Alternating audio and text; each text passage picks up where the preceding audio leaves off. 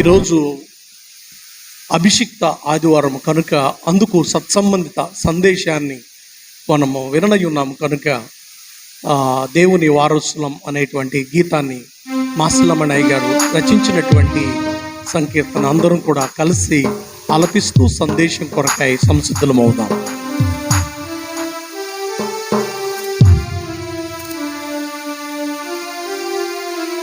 దేవుని వారసులం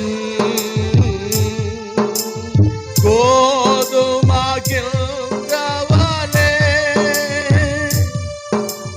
క్రీస్తుడు చావగను నాదుని మరణములో శాశ్వత జీవమును నిధులుగా పండించి లేవగను మాధుర్య రక్షణ లభించెను. దేవుని వారసులం హతసాక్షులగా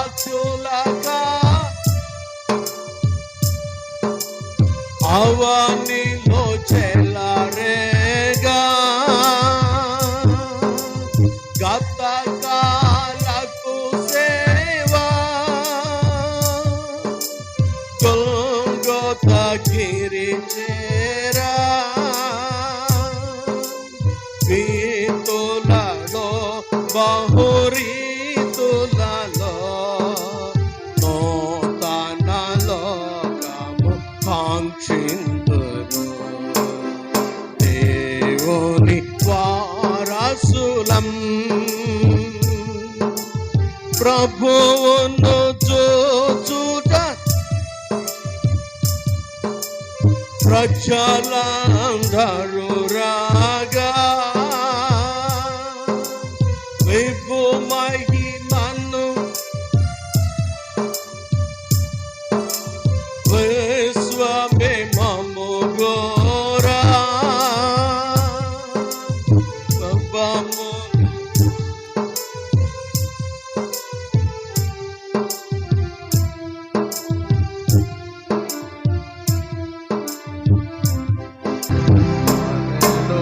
నవయుగ సైనికుల పరలోక పౌరులతో దేవుని వారసులం. మా ప్రభువా మా దేవా మీకు స్తోత్రాలు చెల్లించుకుంటున్నాం. మమ్మల్ని అందరినీ మీరు జ్ఞాపకం చేసుకొని ఈ జూలై మాసంలో ఈ 3వ ఆదివారము అభిషిక్త ఆదివారము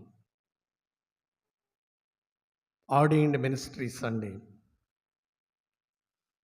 ప్రభువా ఈనాటి ఆదివారము నీ యొక్క వాక్కును మేము విననై ఉండగా అభిషిక్త పరిచర్య ద్వారా నీవు నీ జనులను ఏ రీతిగా మలచనై ఉన్నావో, ఏ రీతిగా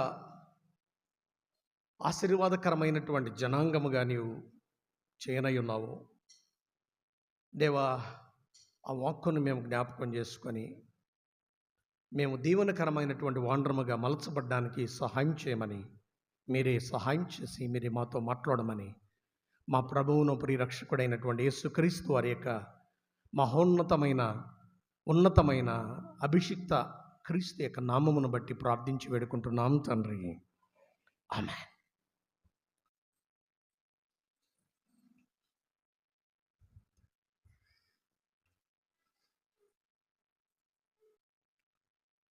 దేవునికి స్తోత్రములు. ప్రభునందు ప్రియులారా, ప్రియమైనటువంటి వారులారా,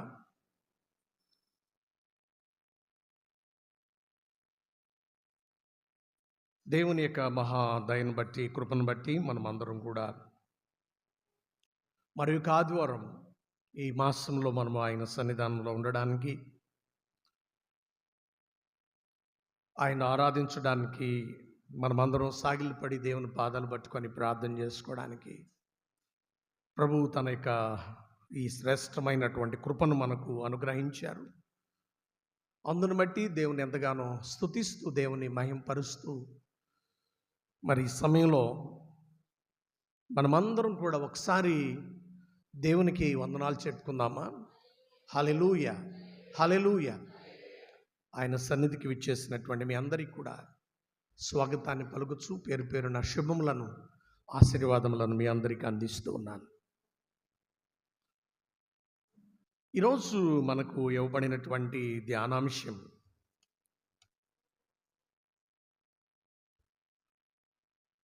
గడిచినటువంటి ఆదివారము మనము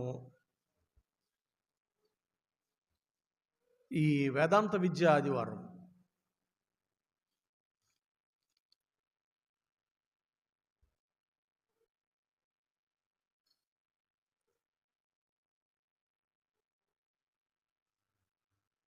జూలై నెలలో 15వ తేదీ సెరంపూర్ వేదాంత కళాశాల అది ఫార్మేషన్ డే. దాన్ని పురస్కరించుకొని సహజంగా ఏంటంటే రెండవ ఆదివారం వేదాంత విద్య ఆదివారంగా మనం ఆచరిస్తున్నాం. గడిచిన ఆదివారం దాన్ని ఆచరించాం. ఇప్పుడు తన సేవకులైనటువంటి వారులను దేవుడు అభిషిక్తులుగా ఆయన తన పరిచర్య కొరకై తన జనాంగాన్ని, తన సంఘాన్ని, తన ప్రజలను దీవెనప్రాయులుగా మలచుట కొరకై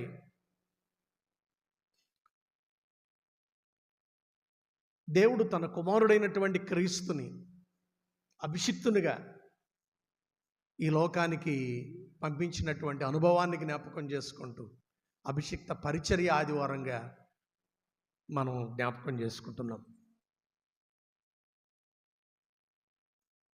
ఈరోజు మనకు ఇవ్వబడినటువంటి అంశం క్రీస్తు గాయముల గుర్తులుగా అభిషిక్త పరిచర్య అనేటువంటి ధ్యానాంశం మనకి ఇవ్వబడింది. Marked by the wounds of Christ. Related theme ఏంటంటే ఆర్డైన్డ్ మినిస్ట్రీ. Ordained ministry. ఈ అభిషిక్త పరిచర్యను గురించి మనము చాలాసార్లు కొన్ని వందల సందేశాలను మీరు దైవజనుల ద్వారా మీరు విని ఉంటారు.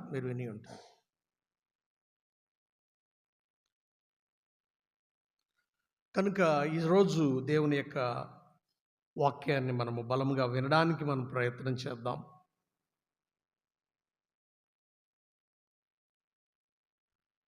సందేశం అందించబడుతున్నప్పుడు మధ్యలో అటు ఇటు తిరగడం కానీ, మాట్లాడడం కానీ, మీ సెల్ ఫోన్స్ వినియోగించడం కానీ దయతో చేయవద్దని మనవి చేస్తూ ఉన్నాను.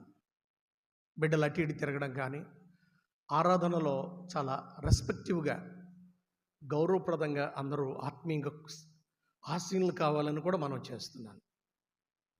చాలా హంబుల్గా దేవుని సన్నిధానంలో కూర్చుంటున్నప్పుడు కూడా చాలా జాగ్రత్త కూర్చోవాలి. మనం ఎక్కడో మనం బయట కూర్చున్నట్టుగా ఎలా కాదు, ఎలా కాళ్ళు ఆరజాపుకొని కాదు, అటువైపు ప్రక్కకు పడో కాదు, కాలు మీద కాలు వేసుకునో కాదు, ఇట్లా మీ డిజోబీడియన్స్ అది కనిపిస్తుంది. మీ డిజోబీడియన్స్.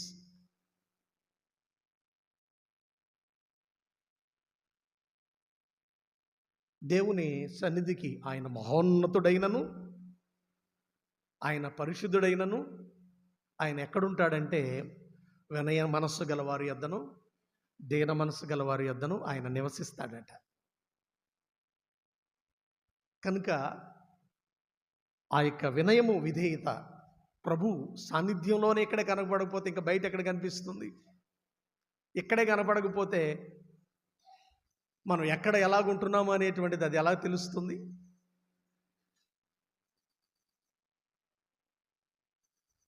ఆర్డైన్డ్ మినిస్ట్రీ చాలా ఇది బలీయమైనటువంటి సందేశం. మీరందరూ కూడా ప్రార్థన చేయాలని ప్రార్థనాపూర్వకంగా మీ హృదయాలలో ప్రభువా మాతో మాట్లాడయ్యా, మా ఆత్మీయ తండ్రి ద్వారా బలీయమైనటువంటి అమూల్యమైన నీ జీవాహారాన్ని మాకు విరిచి వడ్డించండి అయ్యా, మమ్మలను బలపరచండి అయ్యా. ప్రభువా మాతో మాట్లాడయ్యా అని ప్రార్థనాపూర్వకంగా మనం వేచి ఉంటే ఆయన మనలను తప్పనిసరిగా స్పర్శిస్తారు. ఆయన మనలను తాగుతారు. ఇంకో విషయాన్ని జ్ఞాపకం చేస్తా. చర్చికి వచ్చేటప్పుడు కానీ వెళ్ళేటప్పుడు కానీ దేవుని వాక్యం అంటే దేవుని మాటలు తప్పితే బయట వ్యర్థమైన మాటలు మాట్లాడడం చేయమాకండి. ఎందుకనంటే ఈ మాటలన్నీ ఏమైపోతాయంటే సాతానుడు ఎత్తుకుపోతాడు. అనుభవంగా జ్ఞాపకం చేస్తున్నా. దేవుని సంధికి వచ్చినప్పుడు ఆయన స్వరమే వినాలి, ఆయన వాక్యమే వినాలి. దాని కొరకు కనిపెట్టాలి, వేచి ఉండాలి. సాతానుడు ఏం చేస్తాడంటే ముందే కట్టిపడేస్తాడు, స్పాయిల్ చేస్తాడు మన హృదయం. ముందే ఆ బీజాన్ని వేసేస్తాడు. ఇంకా ఎంత వాక్యాన్ని విత్తినా అది పనిచేయదు. చాలా హంబుల్గా మనం దేవుని యొక్క సాన్నిధ్యంలో ఉండాలా. ఆర్డినేషన్ అనేటువంటి పదము ఒరిజినల్గా లాటిన్ వర్డ్ ఆర్డినైర్ అనే పదం నుండి, లాటిన్ వర్డ్ అది ఆర్డినైర్ అనే పదం నుండి అది బయటకు వచ్చింది. which means put in order. అంటే డిజార్డర్గా ఉన్నటువంటి పరిస్థితులను ఆర్డర్లోనికి తీసుకుని వచ్చేటువంటి పరిచర్య.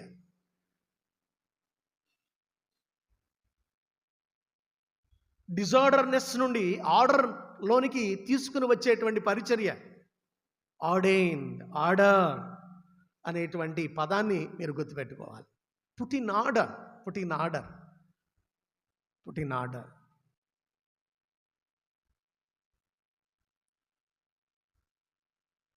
ఆర్డైన్డ్ మినిస్ట్రీలోనికి అనగా అభిషిక్త పరిచర్యలోనికి రావడం అంటే అంత సామాన్యమైనటువంటిది కాదు.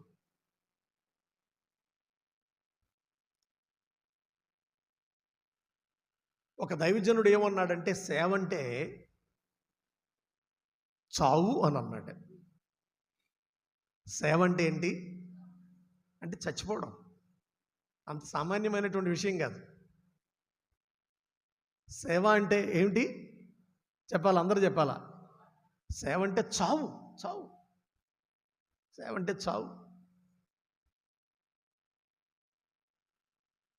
అంటే ఎన్ని పరిస్థితులు ఈ పరిచర్యలో, అభిషిక్త పరిచర్యలో, ఈ పరిచర్యలో ఎదురవుతాయో.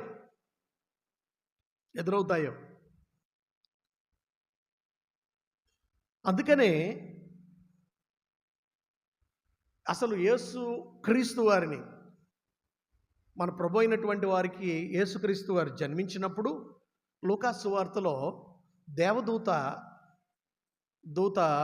అక్కడ ఉన్నటువంటి గొర్రెల కాపురులకు ఒక విషయాన్ని తీసుకుని వెళుతుంది కదా. 11వ వచనం 2వ అధ్యాయంలో, దావీదు పట్టణమందు నేడు రక్షకుడు మీ కొరకు పుట్టి ఉన్నాడు, ఈయన ప్రభు అయిన క్రీస్తు.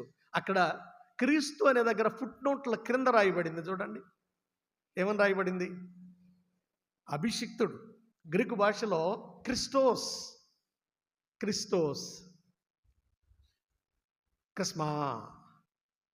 క్రిస్టోస్ అనేటువంటి పదములో నుండి క్రీస్తు అనేటువంటి పదము బయటకు వచ్చిందంటే ఆయన అభిషిక్తుడు.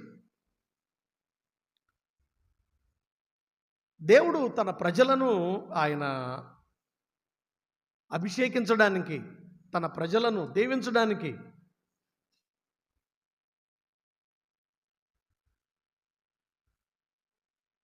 అభిషిక్తుడైనటువంటి క్రీస్తు వారిని ఆయన ఈ లోకానికి పంపాడు. అందుకనే లూకాసు వార్తలో 4వ అధ్యాయంలో ఆయన యెరూషలేము దేవాలయములకు ఆయన వెళ్ళినప్పుడు అక్కడ ఆ సమాజ మందిరంలో ఆయన మాట్లాడుతూ ఉంటాడు. అక్కడ 18వ వచనంలో, ప్రభు ఆత్మ నా మీద ఉన్నది, బేదలకు సువార్త ప్రకటించుటకై ఆయన నన్ను అభిషేకించాడు. ఆయన నన్ను అభిషేకించాడు. క్రింద అంటాడు, ఆయన నన్ను పంపి ఉన్నాడు. దేవుడు ఆయన్ని అభిషేకించాడు. ఇక్కడ అనాయింటింగ్ అనేటువంటిది, ఈ అభిషేకం అనేటువంటిది చాలాసార్లు ఇది మానవులు ఇచ్చేటువంటిది కాదు. ఎవరిచ్చేటువంటిది? ఎస్, దేవుడిచ్చేటువంటిది. అనాయింటింగ్ అనేటువంటిది చాలాసార్లు అది మనం గ్రహించం. యోహాను మొదటి పత్రిక 2వ అధ్యాయము 27వ వచనం 2వ భాగంలో చూస్తే, అయితే ఆయన వలన మీరు పొందిన అభిషేకము మీలో నిలుచుచున్నది గనుక ఎవడును మీకు బోధింపనక్కర్లేదు. ఆయన ఇచ్చిన అభిషేకం చూసారా ఎంత బ్యూటిఫుల్గా రాయబడిందో, ఎంత స్పష్టంగా రాయబడిందో. ఎవరిచ్చిన అభిషేకం? ఈ అభిషేకం అనేటువంటిది ఎవరిస్తారు? దేవుడిస్తాడు. దేవుడిచ్చేటువంటి ఆయన ఇచ్చిన అభిషేకం సత్యమే కానీ అది అబద్ధము కాదు, అసత్యము కాదు. చాలాసార్లు ఈ యొక్క అభిషిక్త పరిచర్యను చాలామంది అపోస్తలుల పాలు చేస్తూ ఉంటారు. అభిషిక్త పరిచారకులను చాలామంది తక్కువగా మాట్లాడుతూ ఉంటారు. అభిషిక్త గురువులను, దేవుని యొక్క సేవకులను చాలా నీచంగా, తక్కువగా, ఒకవేళ ఒకవేళ పొరపొచ్చాలు, ఒకవేళ చిన్ని ఒకవేళ మిస్టేక్స్ ఉంటే ఉండొచ్చు. కానీ వారి మీద ఏముంది చెప్పండి? వారి మీద ఏముంది? ఎవరిచ్చిన అభిషేకం? ఆయన అంటే ఎవరు? మీ ఆయన. చెప్పండి, ఎవరైనా? ఆయన అంటే మనందరికీ ఆయన. ఎవరైనా? ఈ సర్వ సృష్టికి యజమాని ఆయన. అంటే ఈ సర్వ సృష్టికర్త ఆయన ఇచ్చినటువంటి అభిషేకం వారి మీద ఉంది. సో దట్ మనం ఏం చేయాలి అని అంటే, ఒక మాట మాట్లాడేటప్పుడు చాలా జాగ్రత్తగా మాట్లాడాలి దేవుని సేవకులతో. అభిషేకం వాడిలో ఉంది. మళ్ళీ ఒకసారి అందరూ సరిగ్గా కూర్చోవాలి చర్చలో. SIT right.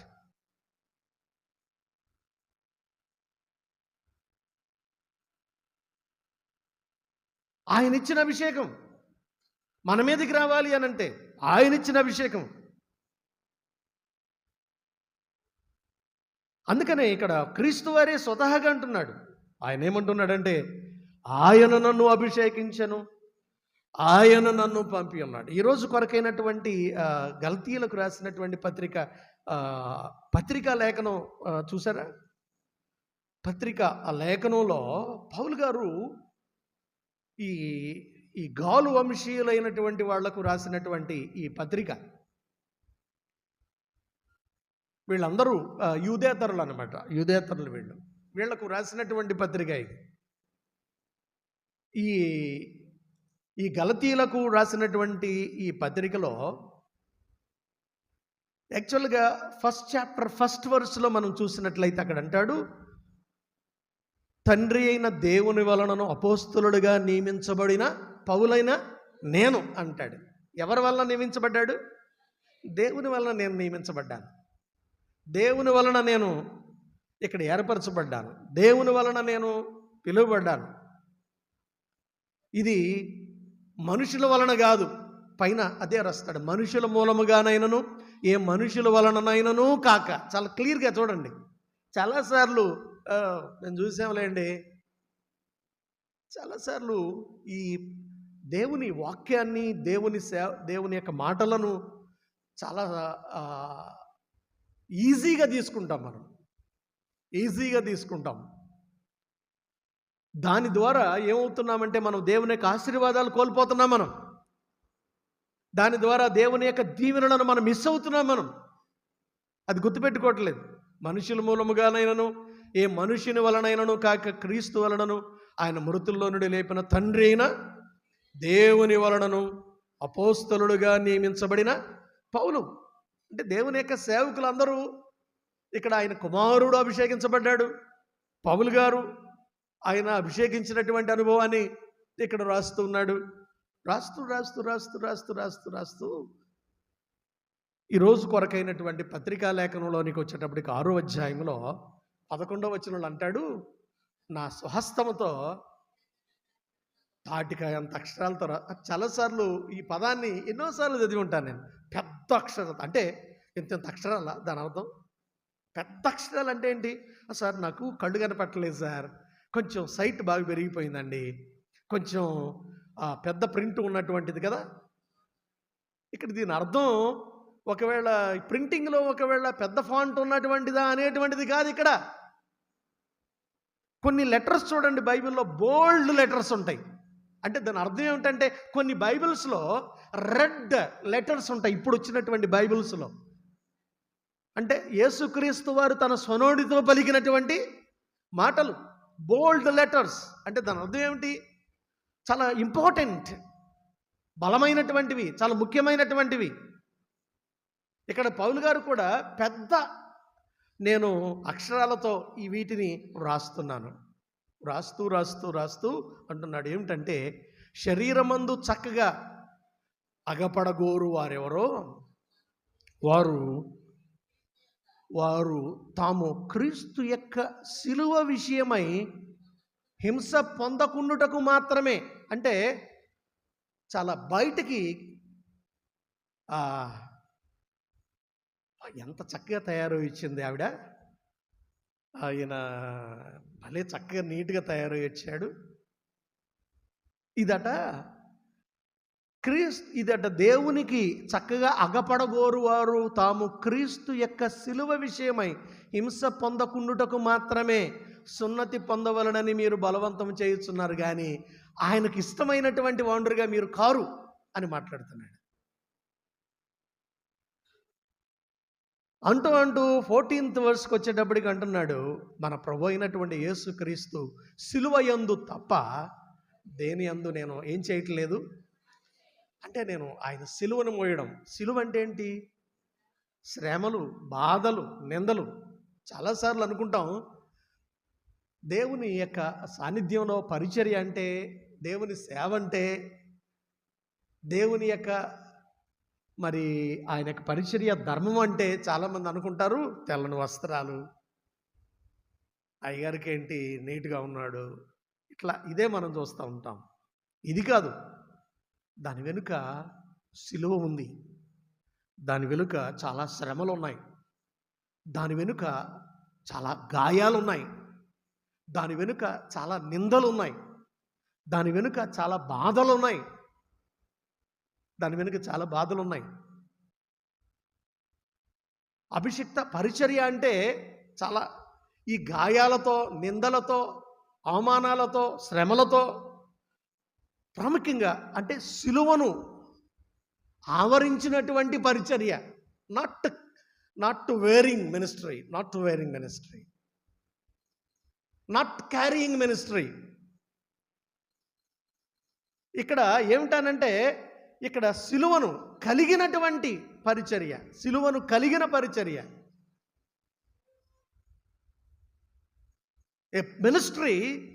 A ministry of cross. సిలువను లేకుండా చేసేటువంటి పరిచర్య కాదు అది. అందుకనే సిలువ యందు తప్ప మరి దేని యందు నేను అతిశయించుట నాకేమవును గాక, దూరమగును గాక అంటూ 17వ వచనంలోకి వచ్చేటప్పటికి అంటున్నాడు, నేను యేసు యొక్క ముద్రలు. ఏ ముద్రలు అట ఈయనకి చెప్పాలా? అందరూ చెప్పాలా? ఏ ముద్రలు చెప్పాలా? ఏ ముద్రలు ఉన్నాయి పౌలు గారి దగ్గర? యేసు యొక్క ముద్రలు ఉన్నాయి. యేసు యొక్క అంటే అభిషిక్తుడైనటువంటి క్రీస్తు యొక్క ముద్రలు ఎవరి మీద ఉన్నాయి? పౌలు గారి మీద ఉన్నాయి. యేసు యొక్క ముద్రలను నేను ధరించి ఉన్నాను. అభిషిక్త పరిచర్య అంటే యేసు ముద్రలు కలిగినటువంటి వాడు, సిలువ ముద్రలు కలిగినటువంటి వాడు, శ్రమల ముద్రలను కలిగినటువంటి వాడు, నిందలనేటువంటి ముద్రలను కలిగినటువంటి వాడు, ఎన్నో అవమానములు, ఎన్నో కన్నీళ్ళు, ఎన్నో గాయాలు. ఈయన కరెక్ట్గా నేను ప్రెస్బిటర్గా అభిషేకించబడి 35 సంవత్సరాలు 25 years 25 సంవత్సరాలు ముగిసింది. కంప్లీట్ గురువుగా నేను అభిషేకించబడి అనభిషిక్తుడిగా చేసినటువంటి, నేను గ్రామీణ సంఘాలలో చేసినటువంటి పరిచర్య కంటే కంప్లీట్గా గురువుగా నేను అభిషేకించబడి చేసేటువంటి పరిచర్య 25 సంవత్సరాలు, 99 ఇన్ ద ఇయర్ గురువుగా అభిషేకించబడ్డాను. మీరు నా యొక్క ఫోటో చూసుంటారు, మీరు స్టేటస్లో చూసుంటారు. అప్పటి టీబీడి ప్రకాశ్రావు తండ్రి గారు నన్ను అభిషేకించినప్పుడు ఆ యొక్క పిక్చర్ని మీరు చూసి ఉంటారు. ఆ ఫోటోని నేను దానిలో ఉంచాను.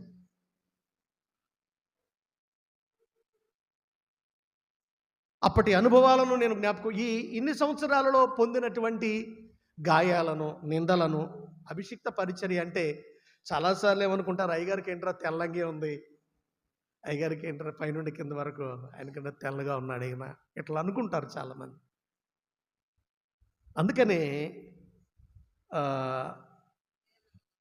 698వ పాట మాసిలమణయ్య గారు రాసినటువంటి పాట 1965వ సంవత్సరంలో ఆయన పాస్టర్స్ కాన్ఫరెన్స్లో మచిలీపట్నంలో ఆయన ఈ కాన్ఫరెన్స్కి, పాస్టర్స్ కాన్ఫరెన్స్కి 1965 ఆయన వచ్చినప్పుడు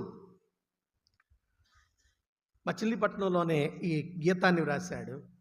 ఏమిటంటే మధుర మధుర సేవ, మధుర మధుర మధుర సేవ, యేసు ప్రభు సేవ, మధుర మధుర పరిశుద్ధాత్మ ప్రోక్షణముచే ప్రజ్వరిల్లు సేవ, పరిశుద్ధాత్మ ప్రోక్షణముచే ప్రజ్వరిల్లు సేవ, పరిమళించు వాక్య సేవ, ప్రతిఫలించు సాక్ష్య సేవ, మధుర మధుర మధుర సేవ. ఈ సేవని ఏమని చెప్పాడంటే మధుర సేవతో పోల్చాడు, మధురమైనటువంటి సేవతో పోల్చాడు ఆయన. వేప ఆకులు తినేటప్పుడు ఎలాగుంటాయంటే ఎలాగుంటాయి, వేమన శతకాల్లో తినగా తినగా వేము, తినగా తినగా వేము తీయగా నుండు,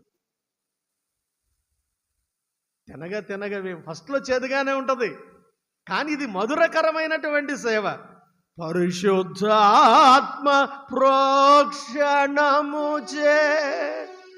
ప్రియులరా, అభిషిక్త పరిచర్య అంటే దేవుడు తన యొక్క సేవకుల్ని పరిశుద్ధాత్మ చేత ప్రోక్షించి వారిని అభిషేకించి వాళ్ళని తన సేవ కొరకు, వాళ్ళ బ్యాక్గ్రౌండ్ ఏదైనా ఉండొచ్చు, ఒకవేళ వాళ్ళు వచ్చినటువంటి కుటుంబం, వాళ్ళ యొక్క పరిస్థితులు, ఒకవేళ వాళ్ళు వచ్చినటువంటి అనుభవాలు ఒకవేళ రకరకాల ఉండొచ్చు, కానీ దేవుడు వాళ్ళని పిలుచుకున్నాడు. పరిశుద్ధాత్మ ప్రోక్షణముచే ప్రజ్వరిల్లు సేవ, పరిమళించు వాక్య సేవ. అయ్యగారు ఎక్కడుంటే ఎక్కడంటే అక్కడ సెంటు వాసన కాదు రావాల్సింది, వాక్యం అనేటువంటి పరిమళ సువాసన. Wherever he goes. అందుకనే దేవుని సేవకులకి పదాక వ్యర్థమైనటువంటి విషయాలని వాళ్ళకి అంటించి మనం స్పాయిల్ కాకూడదు. వాళ్ళల్లో ఉన్నటువంటి వాక్యం అనేటువంటి పరిమళాన్ని మనము పొందుకోవాలి, వాక్యం అనేటువంటి పరిమళాన్ని మనము జుర్రుకోవాలి. వాక్యం అనే పరిమళాన్ని ప్రతిఫలించు సాక్ష్య సేవ. ప్రతిఫలించు సాక్ష్య సేవ అంటే ఏంటి? దీని అర్థం, ఈనాడు ఈ లోకంలో ఎవరు చేయలేనటువంటి గొప్ప ప్రతిఫలము దేవుడు తన సేవకులైనటువంటి వాళ్ళని ఇక్కడ ఉంచి అలాంటి ప్రతిఫలమైనటువంటి ఆ యొక్క కార్యాలని వారి పరిచర్య ద్వారా చూడడానికి దేవుడు తన సేవకులను ఇక్కడ సంఘంలో ఏర్పరచుకున్నాడు. ప్రభుని పేర ప్రజల ఎదుట, 3వ వచనం తీయండి అందరూ. 698వ కీర్తన, ఆంధ్ర క్రైస్తవ కీర్తనలో అక్కడ రాయబడింది ప్రభుని పేర. ఇక్కడ సిఎస్ఐ పేరో లేకపోతే ఇంకొకరి పేరో కాదు. ఇక్కడ ఎవరి పేరా చెప్పండి? ఎవరి పేర చేసే పరిచర్య ఇది? ఇది ప్రభుని పేరు మీద జరిగించేటువంటి పరిచర్య. ప్రభుని పేర ప్రజల ఎదుట అంటే నీ దగ్గర, నా దగ్గర, నీ ఎదుట, మన ఎదుట దేవుని యొక్క సేవకులు చేసేటువంటి ఆ యొక్క పరిచర్య. ప్రభుని పేర ప్రజల ఎదుట ప్రవచనాల సేవా. ఏ సేవ? దేవుని యొక్క సేవకుని యొక్క నోట నుండి వచ్చినటువంటి మాటట ఏమవుద్దో తెలుసా? ఏమవుద్ది? నెరవేర్చబడదు. ఇది తెలుసా మీకు? యెషయా గ్రంథం చూడండి. యెషయా గ్రంథంలో ఒక బలమైనటువంటి మాటను మీకు చూపిస్తాను. యెషయా గ్రంథంలో బలమైనటువంటి మాటను 44వ అధ్యాయం 26వ వచనం. యెషయా గ్రంథం 44వ అధ్యాయం 26వ వచనం. నేనే నా సేవకుని మాటను నేనేం చేస్తాను? నా సేవకుని యొక్క మాట ఆయన నోట నుండి ఒకవేళ ఏ పరిస్థితుల్లో వచ్చినా సరే దేవుడట తన సేవకుల నోట నుండి వచ్చిన మాటను దేవుడు ఏం చేస్తాడు? రూఢిపరచడం అంటే నెరవేరుస్తాడు. జాగ్రత్త. అది కోపంతో అన్నాడు అనుకోండి, ఒకవేళ మన మీదకి వచ్చేస్తుంది. ఒకవేళ ఉద్వేగంతో అన్న వచ్చేస్తుంది మన మీదకి. కనుక దేవుని యొక్క సేవకుల నోట నుండి ఆ ప్రవచనాల యొక్క సేవ చేయడానికి ఇక్కడ నేనే నా సేవకుని మాటను ఏం చేస్తాను? రూఢిపరచువాడను. నా దూతల ఆలోచనను నేనేం చేస్తాను? నెరవేరుస్తాను. I'm going to prove their words. నా మాటలు నేను నెరవేరుస్తాను. నా సేవకుల యొక్క మాటను నేను నెరవేరుస్తాను. ఇక్కడ అదే పాడుతున్నాడు ఆయన. ప్రజల పేర ప్రభుని పేర ప్రజల ఎదుట ప్రవచనాల సేవా. ప్రజల పేర ప్రభుని ఎదుట ప్రార్థనలు వచించుసే. అన్ని ప్రవచనాలు ప్రార్థనలు వాక్యాలే దేవుని యొక్క సేవకుల నోట దేవుడు పలికించడానికి దేవుడు తన సేవకులు ఇక్కడ ఉంచాడు. వాటిని హౌ మెనీ ఆఫ్ యూ ఇక్కడ ఎంతమంది మీరు రిసీవ్ చేసుకుంటున్నాం? వాటిని ఆ ప్రవచనాలని, దేవుని సేవకుల యొక్క ప్రార్థనల్ని ఎంతమంది యూటిలైజ్ చేసుకుంటున్నాం మనము? దేవుని సేవకుల నోట వచ్చేటువంటి ఆ మాటల ద్వారా ఆశీర్వాదాలని ఎంతమంది మీ ప్రియబిడ్డలారా మనం ఆస్వాదిస్తున్నాం? ఎంతమంది ఇది చాలామంది గుర్తుపెట్టుకోవట్లేదు. చాలామంది అర్థం చేసుకోవట్లేదు. యేసు యొక్క ముద్రలు, పౌలు గారు అంటున్నాడు కదా, నేను యేసు యొక్క ముద్రలను కలిగి ఉన్నాను. ఏ ముద్రలట? యేసు నిండా, యేసయ్య ఒంటి నిండా ఏమున్నాయి? ఏ గాయాలు? సిలువలో ఆయన పొందినటువంటి కొరడా దెబ్బలు, ముండ్ల కిరీటపు అరచేతులతో కొట్టినటువంటివి, శిరస్సు నుండి పాదం వరకు ఆయన ఒంటి నిండా అన్ని గాయాలే. దేవుడేమో అభిషిక్తునిగా ఈ లోకానికి దేవుడు అభిషేకించి తన కుమారుడైనటువంటి క్రీస్తుని, నశించిన దానిని రక్షించడానికి లోకానికి పంపిస్తే, ఈ లోకము తన కుమారుడైనటువంటి క్రీస్తుని ఏం చేసిందట? వేసింది. కొరింథీ సంఘానికి రాస్తూ పౌలు గారు ఆయన 2వ కొరింథీయులకు రాసినటువంటి పత్రికలో యేసు యొక్క ముద్రలు నేను ధరించుకొని ఉన్నాను అని అంటూ అక్కడ అంటున్నాడు. 23వ వచనంలో 11వ అధ్యాయంలో అంటాడు. అక్కడ నేను మరి ఎక్కువగా క్రీస్తు పరిచారకుడను. 23 క్రీస్తు పరిచారకుడు ఏమిటంటున్నాడు అక్కడ? ఆయనకున్న గాయాలు చూడండి, ఆయనకున్న ముద్రలు చూడండి. ఏమేమిటి ముద్రలు అక్కడ ఆయనకున్న, పౌలు గారికి ఉన్న ముద్రలు చూడండి. ఏ ముద్రలు అంటే, విశేషముగా నేను ప్రయాసపడితే 23వ వచనంలో అనేక పర్యాయములు ఎక్కడున్నాను? చెరసాలలో ఉన్నాను. అపరిమితముగా నేను ఏం చేశాను? అపరిమితముగా నేను దెబ్బలు తిన్నాను. అనేక మారులు ప్రాణాపాయములో ఉంటాను. యూదుల చేత 5 మారులు, ఒకటి తక్కువ 40. ఎన్నిసార్లట? 5 మారులు. ఒకసారి కాదు, 2 సార్లు కాదు, 5 సార్లు. ఒకటి తక్కువ 40 దెబ్బలు నేను తిన్నాను. ముమ్మారు నేను ఏం చేయబడ్డాను? బెత్తములతో నేను కొట్టబడ్డాను, రాళ్లతో కొట్టబడ్డాను. ముమ్మారు ఓడ పగిలి ఆ యొక్క జర్నీలో, నేను ఈ మిషనరీ జర్నీలో ముమ్మారు ఓడ పగిలి నేను నరకాన్ని చూశాను. రాత్రింబగళ్ళు సముద్రంలో గడిపాను. మనం ఏదో ఒక పూటకేదో నేను వర్షంలో తడిసిపోయానండి, నా కాళ్ళకు బురద అయిపోయిందండి. నేను పడిన బాధ ఎంతోనండి, జస్ట్ ఒక 10 నిమిషాలు, ఒక పావు గంట వర్షంలో తడిచిపోయినందుకే చాలామంది అనుకుంటాం నేను పడిన బాధ కాస్త కోస్తా అంటున్నాడు. ఇక్కడ ఈనాడు ఈ పౌలు గారు చూడండి, నేను ఎన్ని పర్యాయాలో, కొంతమంది దేవుని సేవను, దేవుని పరిచర్యను, అది సేవకులు కావచ్చు, నాయకులు కావచ్చు, విశ్వాసులు కావచ్చు, దేవుడు మనలను ఆయన యొక్క సంఘంలో ఆయన బిడ్డలుగా ఏర్పరచుకుని దేవుడు మనల్ని పిలుచుకున్నాడు కనుక ఇది గుర్తుపెట్టుకోవాలి. పౌలు గారు లాగా మన యొక్క ఈ యొక్క యేసు యొక్క ముద్రలు మనకున్నాయా? మనుషులు వేసే ముద్రలు ఉన్నాయా? ఈనాడు చాలామంది ఏంటో తెలుసండి, వీళ్ళ ముద్రలు వేసుకుంటున్నారు, కానీ యేసు యొక్క ముద్రలు మన మీద ఉండడం లేదు. గ్రీకు భాషలో సిగ్మాటాస్ అన్నారు. సిగ్మాటాస్. దేవుని ముద్రలు కావాలి నీకు. యేసు యొక్క ముద్రలు ఉంటే నువ్వు మనుషుల మాటలు వినవు, మనుషుల ఉచ్చులో పడవు, భౌతికమైనటువంటి వాటి కోసం ఎక్కడెక్కడికో నువ్వు ప్రాకులాడవు. నీవు ఆయన వదకు తేయబడిన గొర్రె వలె మౌనముగా అగే అన్నాడు. అగే అంటే చాలా హంబుల్గా, మౌనంగా. ఒక మాట అయినను కూడా ఆయన మాట్లాడలేదట. ఆయన చాలా మౌనంగా ఉన్నాడు. తర్వాత చూడండి, అక్కడ 26వ వచనం, అనేక పర్యాయములు ప్రయాణముల్లోను, నదుల వలనైన ఆపదలలోను, దొంగల వలనైన ఆపదలలోను, నా స్వజనుల వలనైన ఆపదలలోను, అన్యజనుల వలనైన. అసలు ఇంకోటి చెప్తాను, పరిచర్య అంటేనే ఇలాంటి ఆపదలు వస్తాయండి, సేవ అంటేనే ఆపదలు వస్తాయండి. ఇందాకే చెప్పాను కదా, ది మినిస్ట్రీ ఆఫ్ వూండ్స్ అని వచ్చింది, ది మినిస్ట్రీ ఆఫ్ క్రాస్. పరిచర్య అంటేనే ఆపదలు, పరిచర్య అంటేనే శ్రమలు, పరిచర్య అంటేనే ఇబ్బందులు, పరిచర్య అంటేనే ఇవి. పట్టణములో ఆపదలు, అన్యజనుల ఆపదలు, అరణ్యములో ఆపదలు, సముద్రములో ఆపదలు, కపట సహోదరుల వలన ఆపదలు, తర్వాత ప్రయాసములతోనూ కష్టములతోనూ తరచుగా జాగరణములతోనూ.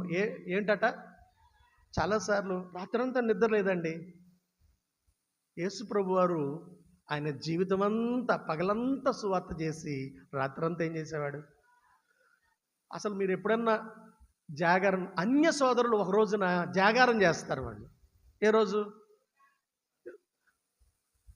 ఎప్పుడన్నా అసలు మనోళ్ళు అలాంటి జాగారం చేసి ప్రార్థన చేశారా? బట్టలు నలిగిపోతాయని బట్టలు చూపించుకోవడానికి వస్తారు, వస్త్రాలు చూపించుకోవడానికి దేవుని సంధికి వస్తారు, మన పొజిషన్స్ చూపించుకోవడానికి. సిలువ యందు తప్ప మరి నేను దేని యందు నేనేం చేయబట్టలేదు. పరిచర్య అంటే సిలువ, సిలువ, సిలువ. దేవుని సేవకుడు కావచ్చు, ఒకవేళ సంఘ నాయకుడు కావచ్చు, ఒకవేళ విశ్వాస కావచ్చు. నేను ఎందుకు ఓర్చుకోవాలంటే మన ప్రభు ఓర్చుకున్నాడు. అందుకని అన్నాడు పౌలు గారు, నేను పేతురు గారి ముద్రలు కలిగి ఉన్నాను, లేకపోతే యోహాను గారి ముద్రలు కలిగి ఉన్నాను, లేకపోతే వాళ్ళ ముద్రలు కలిగి ఉన్నాను అని అంటలేదా? ఎవరి ముద్రలట? ఎస్, నీవు యేసు ముద్రలు కలిగిన వాడవైతే నీవు హంబులుగా తగ్గించుకుంటావు. సోదరుడా, గుర్తుపెట్టుకో, ఆ ముద్రలు లేక నువ్వు పొల్యూట్ అవుతున్నావు. సోదరి, ఆ ముద్రలు లేక పొల్యూట్ చేయబడినటువంటి వాళ్ళముగా మనము అయిపోతున్నాం. ఇక్కడ చూడండి, జాగరణలతోనూ ఆకలి దప్పులతోనూ తరచుగా ఉపవాసములతోనూ చలితోనూ దిగంబరత్వంతోనూ ఉంటిని. ఇంకనూ చెప్పవలసినవి ఇంకా చాలా ఉన్నాయట. ఎన్ని గాయాలో కౌంట్ చేసుకోండి మీరు అక్కడ. అసలు యేసు యొక్క ముద్రలు పౌలు గారు ఒంటి నిండా ఎన్ని ఉన్నాయో, ఒకటా రెండా ఒకట, ఇంకా చాలా ఉన్నాయంట. కొన్నే రాశాడు అక్కడ, కొన్నే రాశాడట. నేనే ఉంటానంటే ఎన్ని నోర్చుకొని అయ్యారు. ఎన్ని నోర్చుకోవాలంటే ఎన్నైనా ఎన్ని మారులు క్షమించాలి అని అంటే 70 ఏళ్ల మారులు అని అంటాడు అక్కడ. ఎన్ని గాయాలు అని అంటే ఎన్నైనా సరే. ప్రియులారా, మీరు నేను మనం ఇలాంటి అనుభవాలను భాగ్యభోగ నిధులు లేని